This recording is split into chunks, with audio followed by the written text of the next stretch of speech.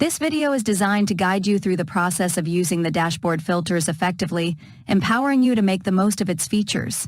The Filter tab displayed on every report dashlet reveals the runtime filters applied to the current dashlet. You can modify the existing filters on this tab, but you cannot add new ones. To edit the filter, simply click the funnel icon on the dashlet and make the desired changes. Click the Apply button to apply any changes you have made. You may have noticed that some dashlet runtime filters are blocked. That's because they are already being used in the dashboard filters. To view dashboard filters, click the Dashboard Filters button, the funnel icon, in the upper right corner of the dashboard to open the Dashboard Filters panel.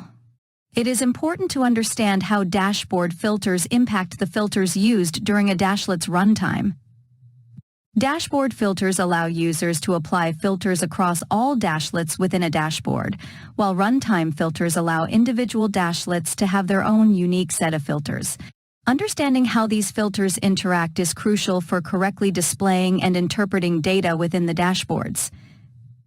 To see which dashlets are affected by the dashboard filters, just hover over the Dashboard Filter group in the Dashboard Filters panel. This highlights the group and the dashlets that are affected by that particular dashboard filter. Keep in mind that the names of the filters on the dashboard and the runtime filters may not always match. However, if they both refer to the same sugar data, any changes made to the dashboard filters will be reflected in the runtime filters as well. Please note that other dashlets in your dashboard may be affected even if they are out of view on the screen.